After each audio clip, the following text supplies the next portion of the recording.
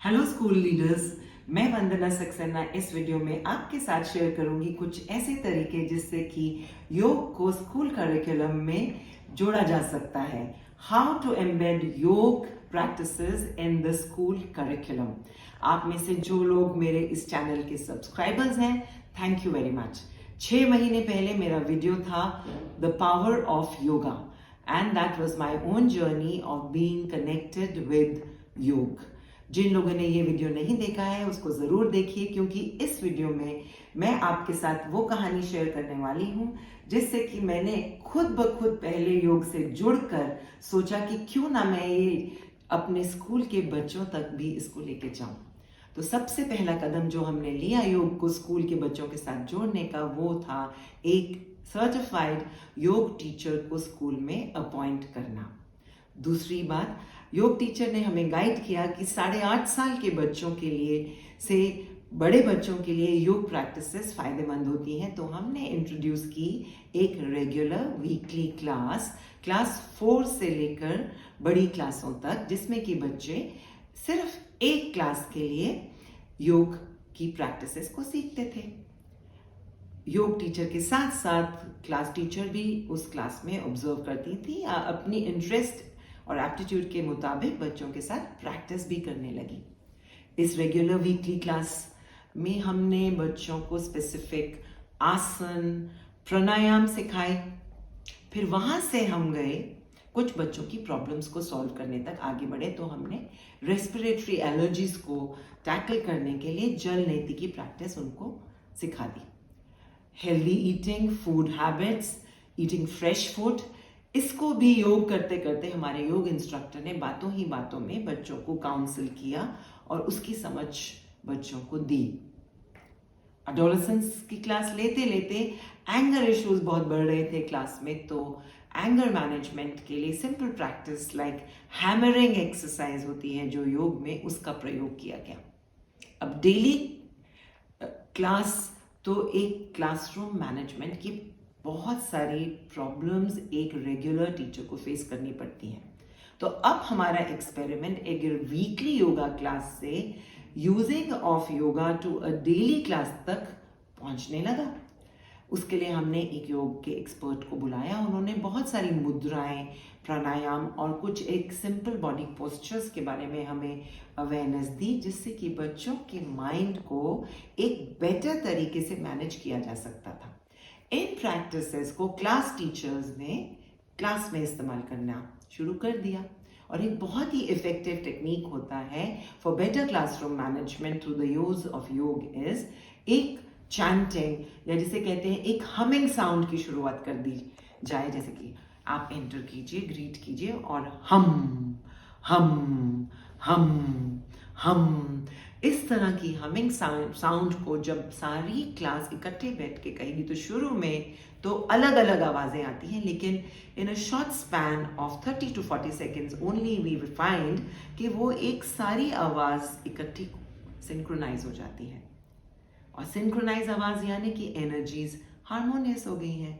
And harmonious energies in classroom is definitely a reflection of better classroom management. And उसके बाद पढ़ना, लिखना और सीखना तो बहुत आसानी से हो जाता है। अब डेली क्लासरूम में जब कुछ होने लग रहा है तो मॉर्निंग असेंबलीज तो स्कूल की छूट ही नहीं सकती। तो यहां से हम लेकर आए योग की प्रैक्टिस को मॉर्निंग असेंबलीज की तरफ। मॉर्निंग असेंबली में हमने बच्चों को कुछ फायर फाइटिंग टेक्निक्स सिखाए। एक्सट्रीम वेदर कंडीशंस को कैसे उन्होंने फाइट करना है।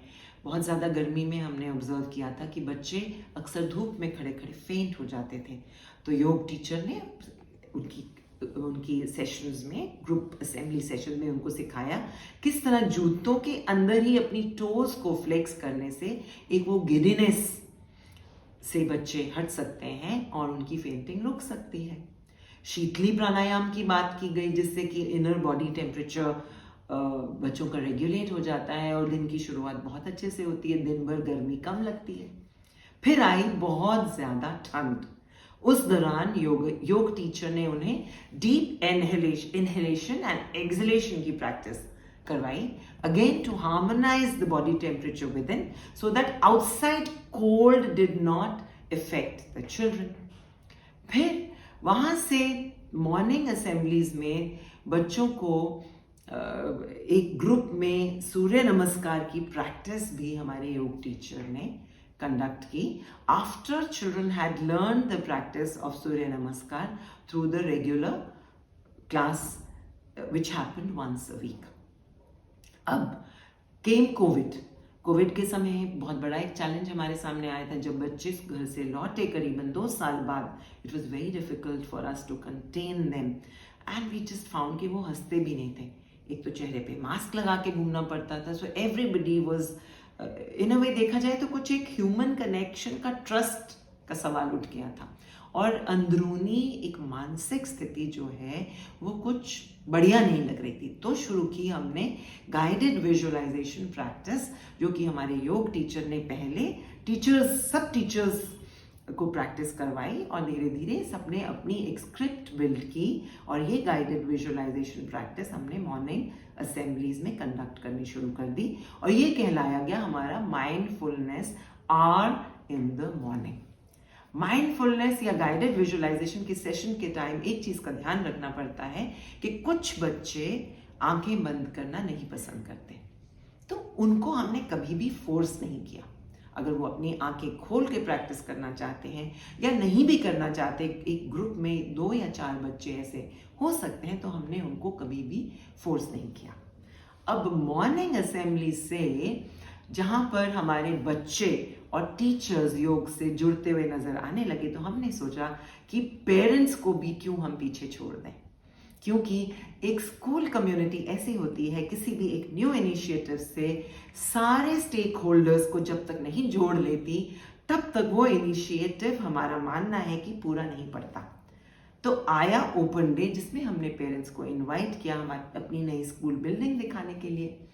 तो देखा कि बच्चे खुद ब खुद ग्रुप में बट गए थे, और पेरेंट्स के सामने न कि केवल प्राणायाम और आसन की डेमोन्स्ट्रेशन दे रहे थे, बल्कि उसकी फायदे, उन प्राणायाम या आसनों के फायदे अपनी ही भाषा में पेरेंट्स के साथ शेयर करते हुए पाए गए।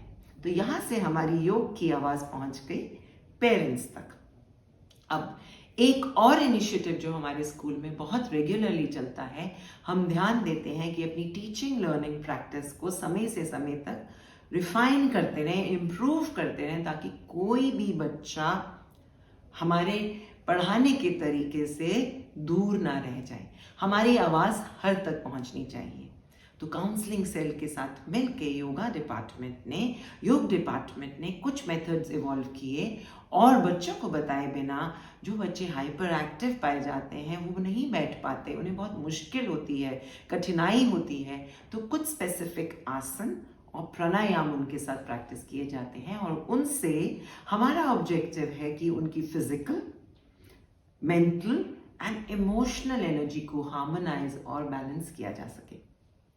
अब यहाँ से हम लोग गए एक ऐसे समय पे जब हमने देखा कि सारे शहर में वायरल इन्फेक्शन बहुत जोर से फैल रही थी, तो टीचर्स अक्सर तबीयत खराब होने की वजह से, और वो भी एक रेस्पिरेटरी एलर्जी से जो ट्रिगर थी उसकी वजह से छुट्टियां बहुत ले रहे थे। तो योग टीचर ने फिर अपना हाथ आगे बढ़ाया और सारे टीचर्स को जल नीति की प्रैक्टिस एज अ ग्रुप सिखाई, और ग्रुप डी स्टाफ भी स्कूल का इससे हमने नहीं छोड़ा।